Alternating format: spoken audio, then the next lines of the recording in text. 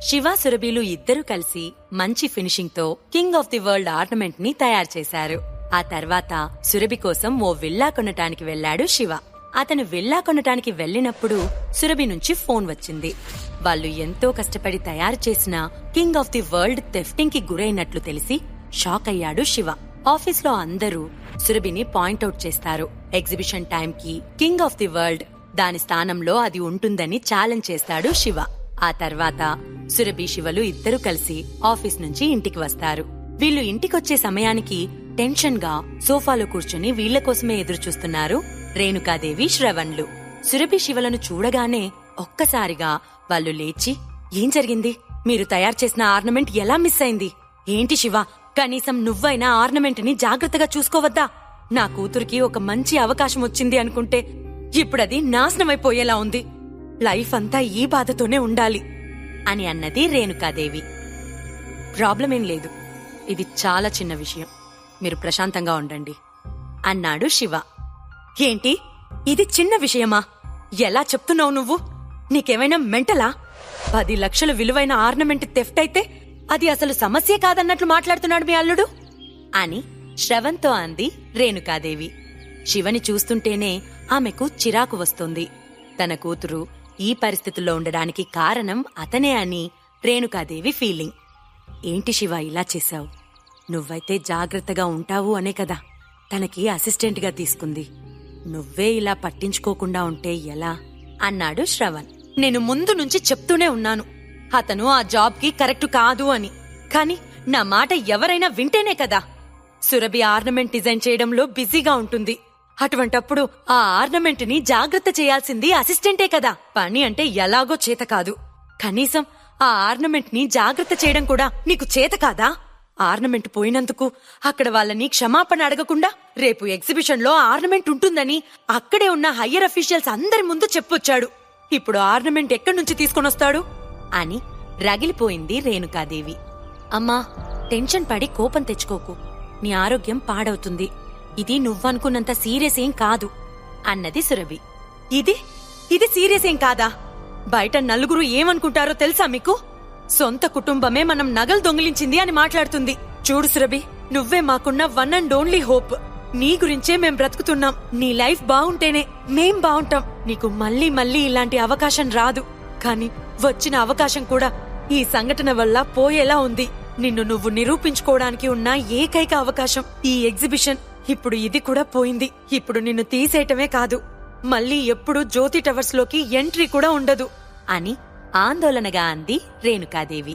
జాబ్లోంచి తీసేసినా పర్లేదు, డైరెక్టర్ కాలేకపోయినా పర్లేదు, కాని ఇక్కడ సమస్య ఏంటంటే ఎగ్జిబిషన్ ముందు రోజు అంత కాస్ట్లీ ఆర్నమెంట్ మిస్ అయిందని బయటకి తెలిస్తే కంపెనీ రెప్యుటేషన్ దెబ్బతింటుంది. దీనివల్ల షికా ఫ్యామిలీ చేతి నుంచి కంపెనీ పూర్తిగా పోతుంది అని బాధపడ్డాడు శ్రవణ్.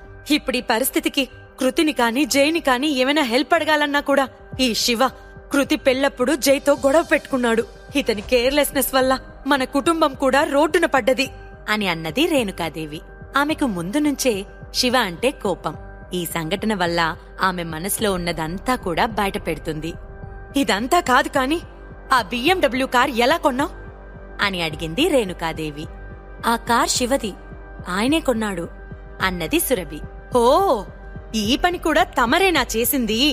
నువ్వు చేతగాని వాడివని తెలుసుగాని ఇప్పుడే తెలిసింది హానెస్ట్ పర్సన్వి కూడా కాదు అని. సురభి ఇంత తక్కువ టైంలో అంత కారు ఎలా కొన్నది అనుకున్నాను. ఇందులో నీ హ్యాండ్ ఉందా? అయితే చీఫ్ డిజైనర్ కన్నా కూడా ఆ అసిస్టెంట్ సంపాదన ఎక్కువ ఉంది. ఈ నగలు కనిపించకపోవటంలో నువ్వేమైనా తప్పు చేశావా అని వెటకారంగా అన్నది రేణుకాదేవి. అమ్మా ప్లీజ్ అలా మాట్లాడకు, శివ ఎప్పుడూ అలాంటి పని చేయడు అని కోపంగా అన్నది సురభి. అవునా, నీకెలా తెలుసు ఆ విషయం అని గట్టిగా అడిగింది రేణుకాదేవి. సరిగ్గా అదే సమయంలో శివ ఫోన్ రింగ్ అయింది. సురేందర్ గౌడ్ ఫోన్ చేస్తున్నాడు. శివ ఆ ఫోన్ మాట్లాడ్డానికి బయటికి వెళ్లిపోయాడు. అమ్మా, నాకు కాస్త అనీజీగా ఉంది, నేను వెళ్లి కాసేపు రెస్ట్ తీసుకుంటాను అన్నది సురభి. ఇక్కడ ఇంత సీరియస్ డిస్కషన్ జరుగుతుంటే అతను చూడు ఫోన్ రాగానే ఎలా వెళ్లిపోయాడో. ఇలాంటి వాడు నీకు అవసరమా? నా మాట విని డివోర్స్ తీసుకో. రేపీ పాటికి శివని ఇంట్లోంచి వెళ్లగొట్టేద్దాం. నీకు మంచి సంబంధం చూసి పెళ్లి చేస్తాను. నువ్వు సుఖంగా ఉండటమే మాకు కావాల్సింది అన్నది రేణుకాదేవి. సురభి తల్లి మాటలు ఇంకా వినలేక తన గదిలోకి వెళ్లిపోయి బెడ్పై వాలింది. సరిగ్గా అదే సమయంలో తన మొబైల్ నుంచి బీప్ సౌండ్ వచ్చింది. సురభి ఫోన్ ఓపెన్ చేసి చూసింది. డోంట్ వరీ, నువ్వు ప్రశాంతంగా రెస్ట్ తీసుకో, ఈ ప్రాబ్లం నేను క్లియర్ చేస్తాను అని శివ నుంచి ఆ మెసేజ్. ఆ మెసేజ్తో ఆమె మనసు కాస్త ప్రశాంతంగా మారింది. శివ అప్పటికే టాక్సీలో క్లాక్ టవర్ వైపు వెళ్తున్నాడు. అతను సురేందర్తో ఫోన్ కాల్లో ఉన్నాడు. సార్, మీరు చెప్పిన ఇష్యూ గురించి నేను పూర్తిగా కనుక్కున్నాను అన్నాడు సురేందర్. అవునా? ఇంతకీ గోల్డ్ థెఫ్టింగ్కి కారణమెవరు అన్నాడు శివ. జయశిఖ పక్క రాష్ట్రం నుంచి ప్రొఫెషనల్ దొంగల్ని ఈ పనికి మాట్లాడాడు అని చెప్పాడు సురేందర్. సరే, నేనొస్తున్నాను, అక్కడే ఉండు అన్నాడు శివ. మీరెక్కడున్నారో చెప్పండి, నేనే మీ దగ్గరకొస్తాను అన్నాడు సురేందర్. హక్కర్లేదు, నేనే వస్తున్నాను అని ఫోన్ కట్ చేశాడు శివ. ఎప్పుడైతే king of the world ornament miss అయిందని తెలిసిందో అప్పుడే సురేందర్కి మ్యాటర్ చెప్పి ఇన్వెస్టిగేషన్ చేయమని చెప్పాడు శివ.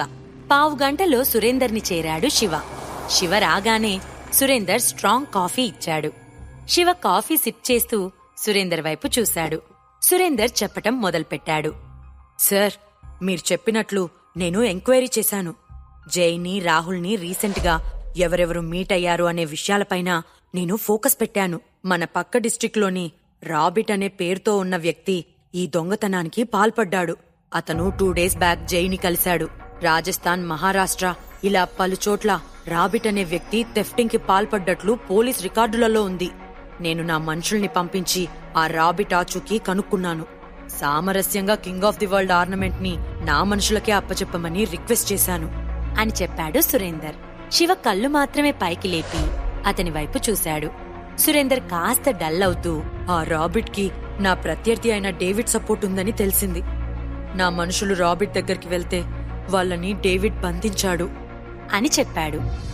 హూ ఇస్ డేవిడ్ అన్నాడు శివ. అతను మన రాష్ట్రంలోని పేరు మోసిన రౌడీ. గోల్డ్ డీలింగ్స్, మాఫియాతో కూడా సంబంధం ఉంది. ఇన్ఫాక్ట్ అతనికి నాకు ఆధిపత్య పోరు నడుస్తుంది. అతను నాకంటే 100 రెట్లు ఎక్కువ క్రూరత్వం కలిగినవాడు, బలమైనవాడు కూడా. నేనతనికి ఫోన్ చేశాను. కింగ్ ఆఫ్ ది వరల్డ్ ని అప్పగించమని అడిగాను. కాని అతను ఏమాత్రం కూడా నా మాట వినలేదు. నా మనుషులతో సహా తన అండర్లో ఉంచేశాడు డేవిడ్. ఇప్పుడు నేను నా మనుషుల్ని తిరిగి రప్పించుకోవాలి అంటే వాళ్ళకి మోర్ మనీ ఇవ్వాల్సి ఉంటుంది అని అన్నాడు సురేందర్. డేవిడ్ గురించి చెప్తున్నప్పుడు సురేందర్ కళ్ళ నిండా అతనిపై ద్వేషమే కనిపించింది శివకి. డేవిడ్ ఎక్కడున్నాడో తెలుసా అన్నాడు శివ. తెలుసు, కానీ ఎందుకు సార్ అన్నాడు సురేందర్ కాస్త తడబడుతూ. నా వైఫ్ యొక్క డ్రీమ్ ప్రాజెక్ట్ ని దొంగలించటానికి వాడికెంత ధైర్యం, వాడి సంగతి చూడాలి అన్నాడు శివ. శివకి డేవిడ్ కి మధ్య జరగబోయే యుద్ధం గురించి తలుచుకుంటేనే సురేందర్ కి టెన్షన్ తో ఒళ్లంతా చెమట పట్టేసింది. డేవిడ్ తో మాట్లాడదాం, మీటింగ్ ఫిక్స్ చే అన్నాడు శివ.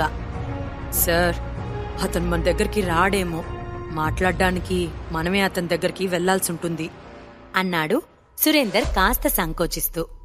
అలా అయితే మనమే వాడి డెన్కి వెళ్దాం అన్నాడు శివ. సార్, వాడి ప్లేస్లో మనం వాడితో పోరాడగలమా అని అన్నాడు సురేందర్. చాలా సంవత్సరాల నుంచి ఫీల్డులో ఉండటం, డేవిడ్తో తనకి ఎప్పటినుంచో గొడవలుండటంతో డేవిడ్ యొక్క అంగబలం సురేందర్కి తెలుసు. అలానే శివ యొక్క కనిపించని శక్తి కూడా సురేందర్కి తెలుసు. ఇప్పుడు తన మనుషులు డేవిడ్ దగ్గర ఉన్నారు. వాళ్ళని తెచ్చుకోవడం కోసమైనా ఈ మీటింగ్ అవసరం. కాని అతని దగ్గరికి వెళ్లటం, పులి బోన్లోకి వెళ్లటం ఒకటే అని సంకోచిస్తున్నాడు సురేందర్. ఏంటి సురేందర్, నీకక్కడికొచ్చే ధైర్యం లేదా అన్నాడు శివ. నాకు ధైర్యం లేదు సార్, కానీ నేను మీ ఆజ్ఞని ఖచ్చితంగా పాటిస్తాను అన్నాడు సురేందర్. శివ కూల్గా నవ్వాడు. సురేందర్ డేవిడ్కి ఫోన్ చేసి కలవడానికి వస్తున్నట్లు చెప్పాడు. గంటలో డేవిడ్ ఉండే ప్లేస్కి వెళ్లారు.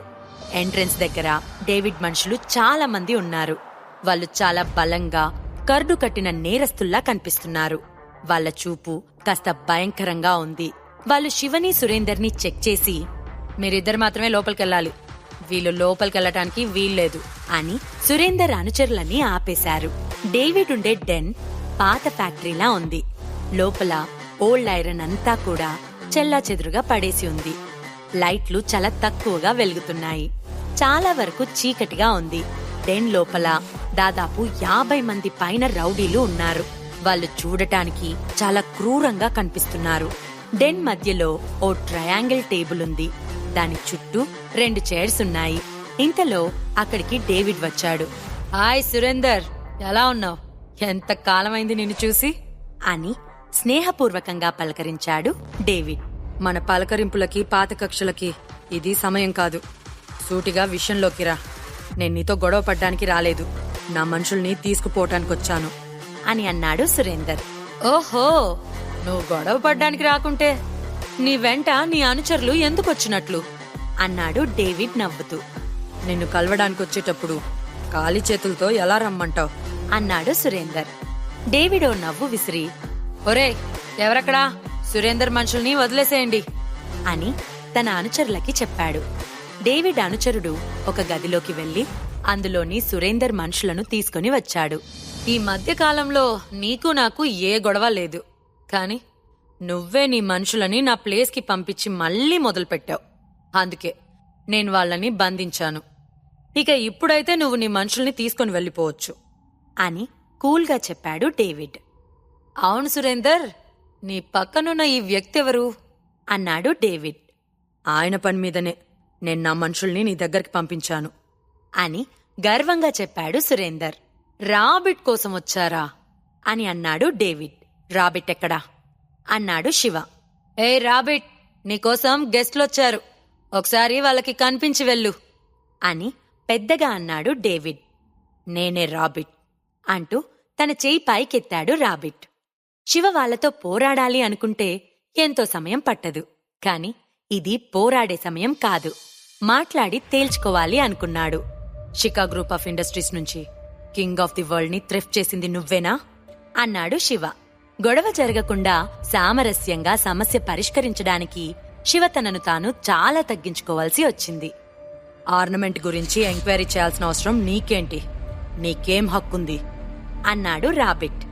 అతను నా గురువు, ఇంకా చెప్పాలంటే గాడ్ ఫాదర్ అని గర్వంగా సమాధానమిచ్చాడు సురేందర్. ఆ మాటకి డేవిడ్ అనుమానంగా శివ వైపు చూశాడు. కింగ్ ఆఫ్ ది వరల్డ్ ఇప్పుడు మీ దగ్గర ఉందా లేదా అని అడిగాడు Shiva. King of the world కి శివకి సంబంధం ఏంటి అని ఆలోచిస్తున్నాడు డేవిడ్. అతనికి రిలేషన్ గుర్తు రాగానే పెద్దగా నవ్వాడు. నువ్వే కదా షికా ఫ్యామిలీలో పనికిమాలిన అల్లుడివి, పనికిరాని ఆకతాయివి. నీకెంత ధైర్యం ఉంటే నా డెన్కొచ్చి నాతో ఇలా మాట్లాడతావు అన్నాడు డేవిడ్. 2 days బ్యాక్ ఈ ఆర్నమెంట్ ని దొంగలించమని, ఆ ఆర్నమెంట్ నువ్వే ఉంచుకో అని చెప్పాడు జై. తక్కువ రిస్క్ ఎక్కువ లాభమని అనుకున్న డేవిడ్ థెఫ్ట్ కి ఒప్పుకున్నాడు. ఆర్నమెంట్ ని తీసుకొచ్చాను అన్నాడు రాబిట్. సురేందర్, నువ్వు నాకంటే ముందు ఈ ఫీల్డ్లోకొచ్చావు. ఇప్పటికే ఈ రాష్ట్రం మొత్తాన్ని కూడా నీ కంట్రోల్లో ఉంచుకున్నావు. అలాంటిది నువ్వీ శివకి భయపడుతున్నావా? అతన్ని నీ గురువుగా భావిస్తున్నావా అని ఆశ్చర్యంగా అన్నాడు డేవిడ్. అంత క్రూరమైన డేవిడ్ దగ్గర నుంచి king of the world ornament ని శివ ఎగ్జిబిషన్ సమయానికి తీసుకుని వెళ్తాడా? శివని పనికిరాని అల్లుడు అనటానికి అతని బీదరికమే కారణమా? ఈ ప్రశ్నలకు సమాధానాలు తెలుసుకోవాలంటే నెక్స్ట్ ఎపిసోడ్ వినాల్సిందే. క్రింద ఇచ్చిన లింక్ ని క్లిక్ చేసి పాకెట్ ఎఫ్ఎం యాప్ ని ఇన్స్టాల్ చేసుకోండి. Stay tune to pocket FM.